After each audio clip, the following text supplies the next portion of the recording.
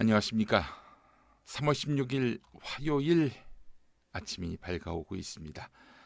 오늘 이사야 20장 3절에서 5절까지 말씀을 본문으로 하나님만 의지합시다, 이런 제목으로 여러분과 함께 은혜를 나누고자 합니다. 본문 함께 하시겠습니다.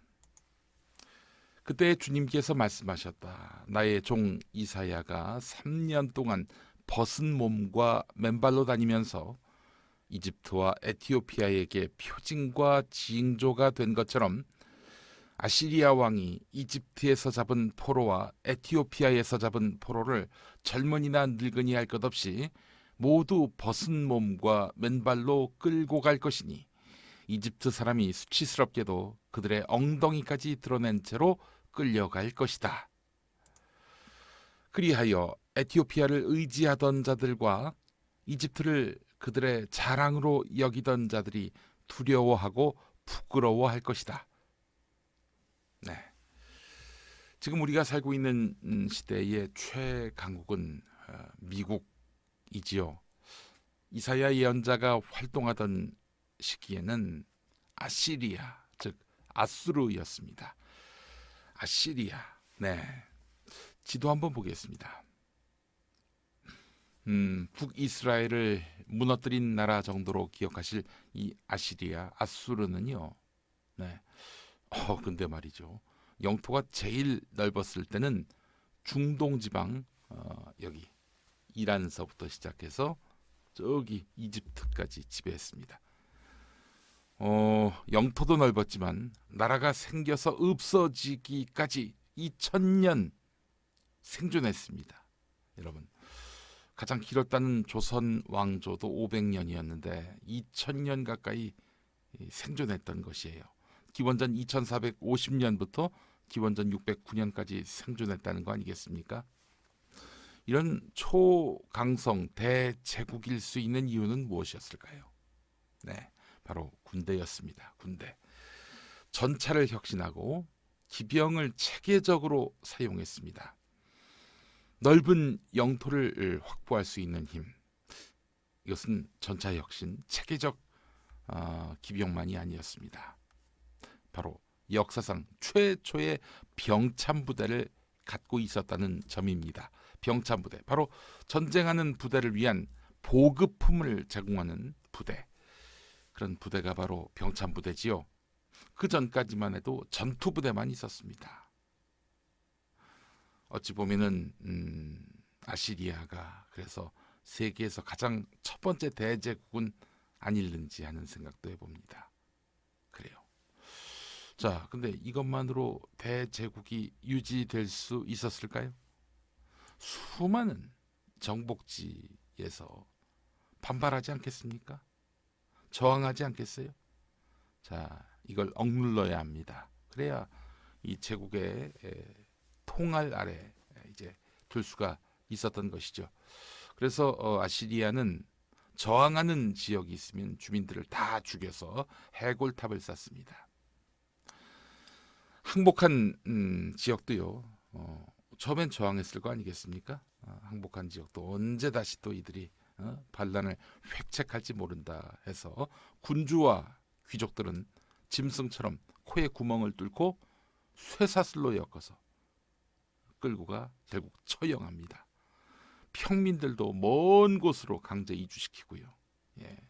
자기가 살던 터가 아니라 다른 곳에 강제 이주되면은 감히 까불 수 있겠습니까? 이 과정에서 거추장스러운 아이들은 바위에 머리를 박아 죽게 했어요. 참 잔인한 인간들입니다. 예. 전 인정도 사정도 없는 인간들이었어요. 여러분, 이게 비단 아시리아만의 일이었습니까? 나중에 유다를 멸망시킨 바벨론은 어떠했습니까? 예레미야 39장을 보면 말이죠. 그 바벨론 왕은요, 시드기야의 아들들을 시드기야 왕이 보는 앞에서 처형했습니다. 바벨론 왕은 또 유다의 귀족들을 모두 처형했습니다. 그리고 시드기야 왕의 그 두 눈을 다 빼요. 도려내요. 그리고 바벨론으로 끌고 갈 때 쇠사슬로 묶었습니다. 바벨론 군인들은 왕궁과 민가에 불을 지르고 예루살렘의 성벽들도 허물어 버렸습니다. 그야말로 쑥대밭으로 만들어 버렸어요. 두 번 다시 우리한테 저항하지 말라, 이런 시그널이었던 것이죠. 자, 이러다 보니 참 강대국은 마음속으로 증오의 대상이기도 했지만 또한 공포의 대상이기도 했습니다.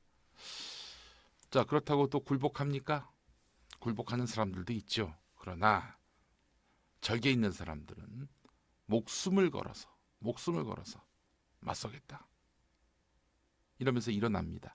마치 지금 미얀마의 청년들이 들고 일어나듯이, 아무리 총칼로 우리를 죽이고 해치더라도 우리가 이 민주주의를 포기할 수 없다라면서 이 미얀마의 민중들이 일어선 거 아닙니까? 특히 25살 이하의 청년들이 자신의 남은 인생을 모두 걸고 지금 싸우고 있어요. 아시리아에 대한 저항감도 그러했습니다. 목숨을 건 반란이 틈만 나면 일어났어요. 일부 백성만이 아니었습니다. 아시리아 주변 많은 나라들은 아시리아 때문에 무척 힘들었습니다. 그러다 보니까 몇몇 나라들은 반아시리아 동맹을 결성하기에 이르렀습니다. 우리 성경에 보면은 구스가 애굽하고 동맹을 맺었다, 이런 내용이 나오는데, 구스는 에티오피아고요. 애굽은 아시는 대로 이집트입니다. 에티오피아 즉 구스와 이집트 즉 애굽이 동맹을 결성하는데요. 이 사이에서 약소국이었던 유다는 어디에 줄을 서야 할지 판단이 서지 않았습니다. 자, 그런데 하나님은 반아시리아 동맹을 하지 말라라고 이사야를 통해서 엄명하십니다. 정확히는 외세에게 살아남기 위해서 또 다른 외세에게 의존하지 말라는 그런 말이었어요. 눈앞에 실체적인 위협으로 다가오고 있는 아시리아 앞에서 너는 가만히 있어라, 이런 말씀을 하시는 하나님의 엄명이 유다 사람들 귀에 들어왔을까요? 접수가 됐을까요? 그래서 이사야는 이런 말을 합니다. 이집트, 에티오피아를 의존하지 말아라. 반아시리아 동맹을 의존하지 말아라. 그들은 결국 옷 벗긴 채로 잡혀간다, 이렇게 예언을 합니다. 사람들이 이렇게 이야기했는데도 듣질 않는 거예요. 그래서 이사야가 어떻게 했느냐, 3년 동안 벗은 몸으로 지냈습니다. 나중에 이집트, 에티오피아 사람들이 겪게 될 일을 자신이 몸소 실현해 보였던 거예요. 이사야가 그렇게 3년 동안 벗은 몸으로 지냈습니다. 하나님의 말씀을 사람들이 새겨 듣지 않으니 결국 이사야가 행동에 나선 것이죠. 나중에 어떻게 됐습니까? 딱 떨어지게 이집트와 에티오피아는 아시리아에 의해서 멸망당했고 옷 벗긴 채로 사람들은 끌려가게 됩니다. 하나님은 늘 우리에게 물으십니다. 눈앞에 보이는 권세에게 기대는 것이 가장 안전하고 행복해 보이는가?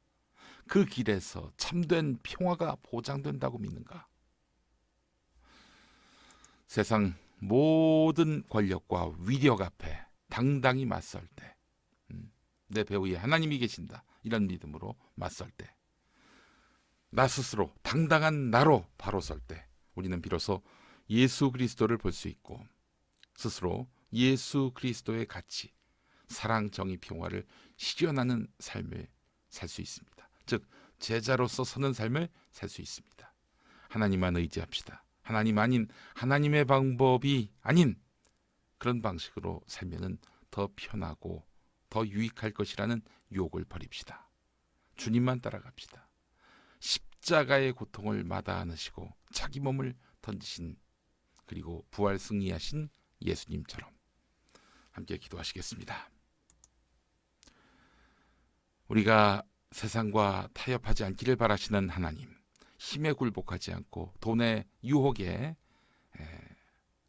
무릎 꿇지 않는 삶을 살게 하옵소서.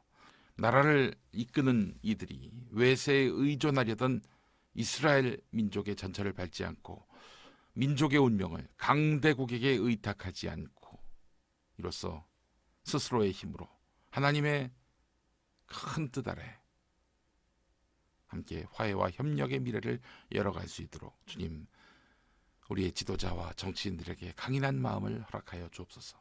세상 역사를 주관하시는 예수님의 이름으로 기도합니다. 아멘.